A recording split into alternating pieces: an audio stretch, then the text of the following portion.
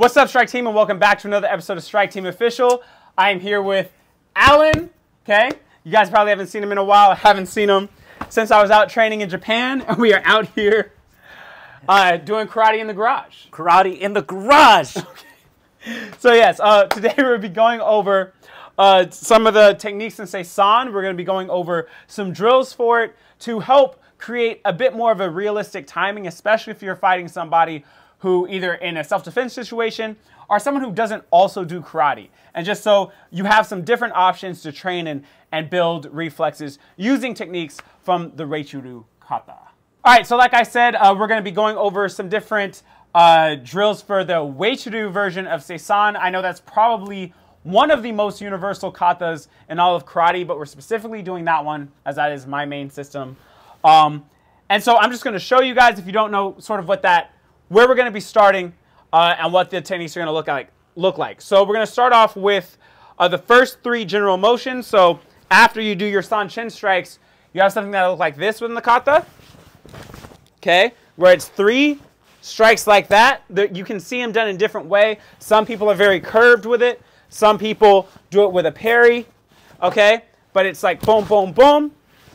Place here. You shoot for it like this, and you end up in that position. Okay, so that's kind of what that will look like. So we're going to start off just to show what the traditional application is. And notice with all these drills, I'm not heavily changing the application. We're doing the general application. I'll take some liberties and take the principle of the application and make some adjustments with it. But we're staying relatively true to what, you know, the traditionalist idea of this kata is. This kata comes with a bunkai that already, there's not much interpretation needed, right? So what will happen, depending on which instructor you're looking at, is a punch will come in. So, yeah, okay. So as the punch is coming, you're going up and you're striking yourself going up that way, right? And that's why some people just go up this way and they hope that the bounce of their arm will shoot it up and hit. Other people add a parry in, go again, and you parry and go up, right? And so depending on who you're talking to and how they do it, it really doesn't matter for the sake of this, okay? In a real fight, and in real life, the situations will change, and you have to do it a different way based on what the other person is doing. Anyone who's telling you there's only one exact way to do the move has never fought before, because there's not one exact way to do a jab, and they all change based on the height, what you're trying to do with it, what's like, everything changes with what's going on. So again, just to show it again, punch with this side this time. Okay, that's sort of the idea, right? So first, as you're seeing, he's throwing, one of the really important parts if you want to use this at full speed is to actually have the speed in which to parry something, right? So go up, hands up, like we're here, right? Just throw the jab at me here. You want to be sure you can actually parry that jab confidently. Even if you're going to use it the other way, where you do it another jab, and you're just going to go up and go in like that, you need to have proper timing. So one thing that's important when you start off moving with your partner, probably have get your gloves on. Let's get your gloves on. So we're going to start off with a basic parry drill to generate some timing, okay? So what I want him to do, and again, he's a Muay Thai fighter, which is one of the things a lot of people, even in street fights, what they're watching right now is UFC. They're going to be mimicking him. More likely, they're going to be mimicking a karate guy, right? So move and just throw your jab. I'm going to literally right there, I'm going to put my hands up and I'm catching it. Even from the way she sounds like, yo, dude, please chill, calm down. Throw your jab in my face. Okay? And I want to bring my hand across, same way you would in that circle block. You're going to bring your hand directly to about right here. I'm not going to go out here. So throw your jab again. I'm not doing that. Let's show them this way. Right this at this angle. Throw your jab in my face. I'm not doing this. Do that again, fake the hook. Wait. No, that's exactly what I wanted. So if you throw the jab and fake the hook. Okay. So what'll happen if he knows I'm here? Wait. Throw the jab and then fake the hook? Okay, so parry this. All right. Again. Okay. So that is what can happen if you overreach, right? It's one of the reasons we always say keep it at that center line, right? So come right here, and I'm just going to bring it up and catch, or try to, okay? Oh, man. So if your hand doesn't go so far, it's easy for me to get it back over here and you protect did some myself. karate shit. Yeah, so Don't cuss in this video. You did some karate stuff. All right. So this is not even, so you can find this in boxing, you can find this in a lot of things. But the point of it, this is in karate. We'll do this in karate. You'll see it also as a fishtail too, right? That's called painting the fence, sir. Painting the fence is this way. I mean, that's called, wait, he does side He does to it this side way too? Okay, well, whatever. It's painting the fence, Karate Kid. It's been a minute since you've seen the movie. It has been a while. All right, so I want you to do that on both hands. So you're going to move around. I want you to throw a jab and then a cross. I'm going to catch, cross, and catch, okay? Move around, jab, cross, okay? He's moving around, jab, cross. This way too so they can see. Jab, cross. Okay? Jab, cross. Okay, and the point of this, do it again, jab, cross, is just so you can get used to the timing. And okay, do it again, jab, cross. I just wanted to point out, he's still throwing soft. See how easy it was for him to pull that? So you don't want to hurt your partner, but you want to get enough so that you understand a little bit of a better timing. And as you're doing this more and more, you can pick up the speed. Okay, gloves are just to protect your partner because you're aiming for the head. Okay, and to get used to that actual speed work, right? So now we're going to take that. Once you get a little comfortable with that parry, and we're just going to focus on that because that's the main one you're going to need right now, is now we're going to look at, okay, well, with this technique, you want to go up, and like I said, there's many different versions. So let's just look at, let's do the circular one. This, now actually almost harder. So let's start off with the easier one. Let's start off with a version where for the Bunkai, some people do the Bunkai like this, with a parry involved in it. So it's almost like a counter, right? It is a counter. Punch, jab comes, and you're going there, right? So that's what I would say I'd want you to practice next. Comes in, you parry it out the way, and you hit yourself. Now, what's funny is I'm going to do that again, back away. Now, if anyone does Muay Thai, it's a long guard. It looks similar to a long guard, and it is used like that in Muay Thai as well. Again, everything, as I say, multiple cultures have a bow and arrow. Doesn't mean Pereira has a bow and arrow. Pereira has. I can't with you. multiple cultures have a bow and arrow, and it doesn't mean they all learned it from one source. But what works works. So you see similarities across all systems and all styles, right? So, okay, and you're gonna go here. And again, one of the big differences without the gloves, you're going in. You can hit the eye with your thumb. You can hit the eye with your fingers. You can go like that. You can go like that. You can adjust it sideways and goes that way. With the open hand, you have a lot of options with how you're going to go for it, right? So what I want you to do is throw a jab and a cross. Oh. No, that's fine. So that was so quick, and this is actually an important factor. I didn't have time to properly parry both. I couldn't put your hands up. Slow. I couldn't go from here and then parry this other one down. It wasn't possible. So what I was able to do was here, and I just adjusted it. I covered my head, and still I boom, boom, boom, boom. Okay, and work those drills. So what I would have you do is have the other guy with that glove come up, throw your jab, okay, throw your cross. That was an overhand. Oh, a cross goes here, throw a cross. All right, again, and yeah, again, throw whatever, throw whichever one, whichever one. Okay, okay, okay, again.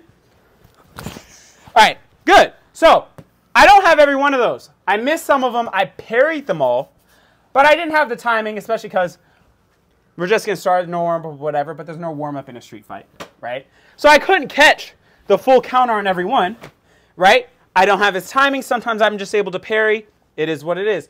But then letting them free flow, picking a hand, where to throw, gives you the time to work that proper timing, right? Now, if you want to go to the next step for this and actually work on your impact, another thing you do is just take one glove off and put on.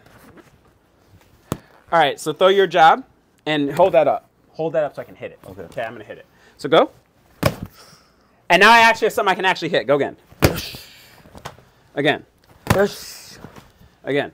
Okay, and now I'm actually blasting something. If you want to learn what it is to feel that resistance, one thing that is often a problem when you're only seeing us punching the air, if you don't have a Makawada board or you're not hitting the bag, is getting used to understanding what the actual resistance feels like, especially when you're throwing and hitting with resistance around a target such as his arm, right? So having one person hold the pad as he throws and you come in and you just smack it open hand. You can smack it like that, however you want to work it, and work on that technique. And again, this is going to be similar, and I'm going to point it out because someone's going to say it. So I just want to point out how similar this is to something else in combat sports. Throw your jab. Take it, you slip, and it's like slipping and throwing across down the, I guess, yeah, for what I just said as a southpaw, it'd be a cross. If I was orthodox, it'd be a jab. But the point is, that timing used by boxers is good, and they're landing with a solid fist, which is good. But there are weaknesses to when you're landing with a solid fist, or not, let's not say weaknesses, outside of the possibility of breaking your hand, but let's hope that doesn't happen. But in a street fight, there's definite benefits to hitting with the palm, which is pretty much all illegal. You can't hit with that part of the glove. And pretty much any combat sport, except for MMA. MMA guys can. And slap fights. And slap fights can. but even think about it. The original MMA, before they had the gloves on, a lot of the guys were doing all their shots like that. Pancrase. Yeah, because it's a more protective of your hand in case it gets broken. One of the reasons even in boxing, bare knuckle boxing, their bones here are still wrapped up. The bare knuckles here, but the protection for their fists from breaking is still there, right? And that's not there in the street. And if you're fighting, hopefully you're not fighting multiple people, because that's a bad situation for the best fighters. But or you just don't want to end up getting injured. But simultaneously, those eye shots, which are also illegal, the throat shot there, going in, a lot of people really underestimate how easy it is to just stick your thumb in somebody's eye. And these are not things that are necessarily going to end a fight, right? But as they say, they're force multipliers. They weaken the person. So if you're fighting somebody who is close to your skill level, that hit to the balls and shot in the eye will lean that fight in your favor. And so hopefully you end by the end of the day, if that makes sense, right? So that is the drill I would say to use here, is between shifting back and forth with an actual punch coming at you, doing them randomly like we did before, and then now working it on a pad. And you can also do that on both sides. Can we switch gloves in this way this time? Let me switch. Throw your cross and protect with that side. Yeah. Go. Boom. Okay. Again. Boom. Again. Boom. Okay. Again. Boom. And again, one thing with this is you're going to have to understand that when you actually have a punch coming at your face, things aren't as stringent as they are when you're doing a kata for a perfect form, or for trying to keep with the tradition of kata. For example, moving your head offline is technically not something we do in Uechi, right? I am going to move my head offline. I don't care. I'm going to do that if someone's actually fighting me. I do this move. Yeah, there's a chance, if I really understand their range in something and I'm real confident, maybe I'll just go like that. But chances are, cross comes, even if I'm confident, if I mess up, I'm just going to move off a little bit. And I can still get even a Uechi ideal of power generation from the hip. Hold on. Oh, my bad. Power generation from the hip and from the lats from this position, and still do it while turning, right? I can still generate that. So, and I'd go in and blast the person. All right, so that is how I'd work that. So again, understand the parries, move around, make it random, do the movement, make it random. Okay, work it on the pad. And these are things that will help you generate a more realistic version of the timing for a street fight, and also something that will translate into combat sports, which is different than self-defense, different than what Uechi is traditionally training you for, but is a fun thing to add because it's just enjoyable. And it's never, I don't think it's really a negative in any way, shape, or form. The timing, the speed, the explosiveness is positive. You can work all that when you're hitting like a pad or something like that, and work the real timing. So I think it'll be a positive. Let's go to the next way in which you can use the technique. So let's take this off and take that off. What's up, Strike Team? So I hope you enjoyed the first episode of Full Contact Kata. This is going to be a new series here on the channel where we're going to break down kata and not just show you guys, the Bunkai and the application, but go deeper into drills and ways to help you actually utilize this with real timing and real practicality in a street fight, self-defense, or even a combat sport situation. This way, you're not just looking at YouTube videos being like, this move can do this and this move can do that. But we're actually going to help develop practical systems to kind of bridge that gap between kata, knowing what the kata might be able to do in theory, and actually creating drills and systems to practice it so that you're able to use it against real resistance. So that's what this whole, full contact kata series is going to be all about. So that's the end of episode 1. Obviously, if you can't tell by where I cut the video, there's more to come. We're going to go through this entire kata. It was just way too long to go all through Seisan in one video. It would have just been a really, really long video, so we cut it here. So remember, like and subscribe and hit the notification bell so when I drop the next part of the kata, you get notified, okay? I'm really happy for those of you guys who watch it here to the end. I'm happy to, share what information I have and kind of build a community around people who are trying to make karate as practical as we possibly can, because that's what I'm all about. That's what excites me when it comes to karate. So again, guys, thank you for watching. I'll see you on the next video. Please like, subscribe, hit the notification bell, and see you next time. Peace.